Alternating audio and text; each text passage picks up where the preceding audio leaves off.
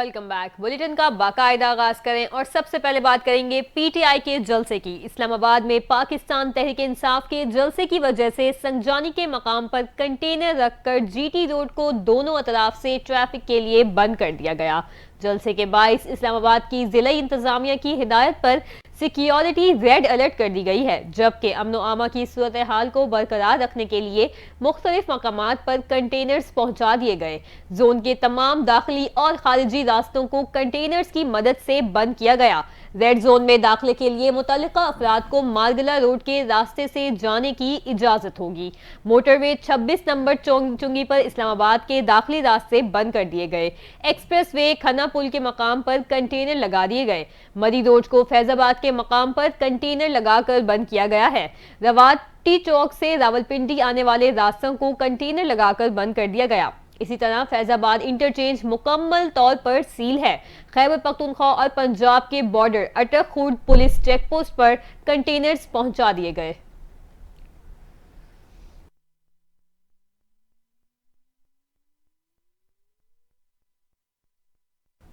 इस्लामाबाद के deputy commissioner Irfan Memon का कहना है कि पाकिस्तान तहरीक इंसाफ को जलसे की जो इजाजत दी गई है वो मशरूत है।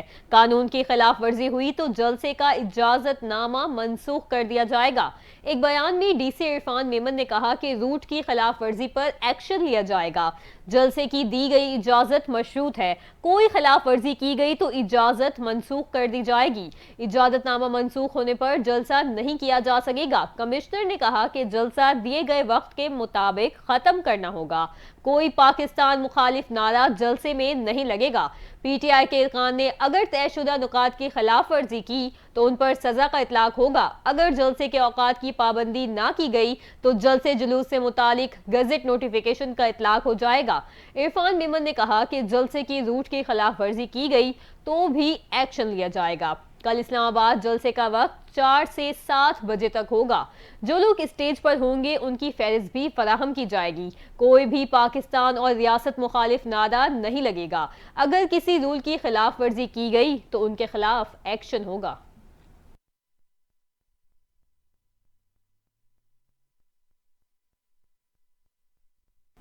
आपको बताएं कि तहरीक इंसाफ के रहनुमा असद कैसर का कहना है कि पीटीआई की वाज़े पॉलिसी है, इसराइली रियासत को नाजायज समझते हैं। बानी पीटीआई ने बतौर वजीर आजम भी वाज़े किया था, इसराइल को तस्लीम नहीं करते। निजी टीवी को इंटरव्यू देते हुए असद कैसर ने कहा कि पाकिस्तान किसी तौर पर भी इसराइल को तस्लीम करने का सोच भी नहीं सकता।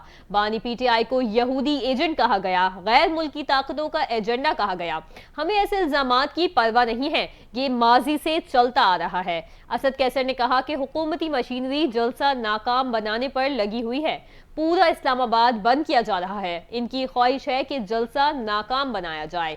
जो जलसा रोकने की कोशिश करेंगे वो कानून हाथ में लेंगे। महमूद अचकजई के साथ जलसा गाह का दौरा किया है। पीटीआई रहनुमा ने कहा कि पार्लियामेंट ने कानून तब्दील किया और सुप्रीम कोर्ट ने तौसीक की। मेरी नजर में नैब तरामीम के बाद तोशाखाना और अल-कादिर ट्रस्ट केस खत्म हो जाएगा।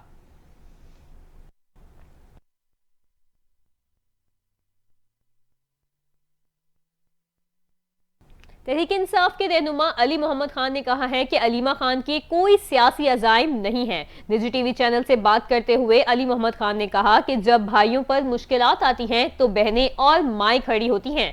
पीटीआई रहनुमा ने कहा कि अलीमा खान ने एक मिसाल कायम की है। साबिक विफाकी वजीर का कहना था कि अलीमा खान के कोई सियासी अजाइम नहीं। मेरा नहीं ख्याल कि वो जलसे के दौरान स्टेज पर आएंगी। उन्होंने ये भी कहा कि अगर अलीमा खान स्टेज पर आएंगी तो हमें बहुत खुशी होगी।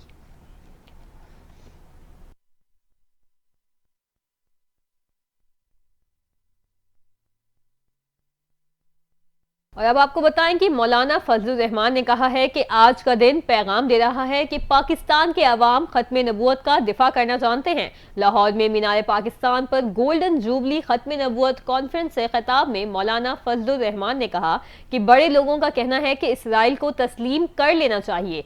आलमी बरादरी को पैगाम देना चाहता हूं, इसराइल का वजूद तस्लीम नहीं किया जा सकता। कहा कि फलस्तीन में इसराइल का जुल्म बर्बरियत जारी है। हमास के मुजाहिदीन फलस्तीन की आज़ादी के लिए आगे बढ़ें। मुल्क की सूरत हाल पर मौलाना बोले कि बलूचिस्तान खैबर पख्तूनख्वा में हुकूमत की रिट खत्म हो चुकी है।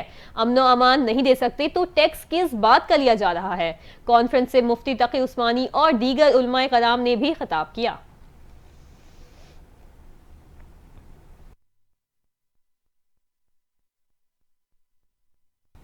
और पीपल्स पार्टी की सेनेटर शेरी रहमान ने कहा है कि बानी पीटीआई ने नैब तरमीम में हुकूमती तरमीम को चैलेंज किया और अब बानी पीटीआई इन्हीं नैब तरमीम के तहत रिलीफ मांग रहे हैं। अपने बयान में शेरी रहमान ने कहा कि मीडिया रिपोर्ट्स के मुताबिक बानी पीटीआई ने नैब के तफ्तीशी अफसर को धमकियां दी हैं। माजी में ये पुलिस और जजेस को भी धमकियां लगाते रहे हैं। शेरी रहमान ने कहा कि तफ्तीशी अफसर को धमकियां देना केस पर असरअंदाज होने की कोशिश है। रिलीफ ना मिले तो गिरबान पकड़ना इनकी आदत है। धमकियां काम न करें तो ये पांव पकड़ते हैं। उन्होंने कहा कि जून 2019 में आसिफ जरदारी को गिरफ्तारी के मौके पर नैब अफसर से हुस्ने सलूक से पेश आए। नैब अफसरान से चाय का पूछा और हंसते हंसते उनके साथ जेल चले गए।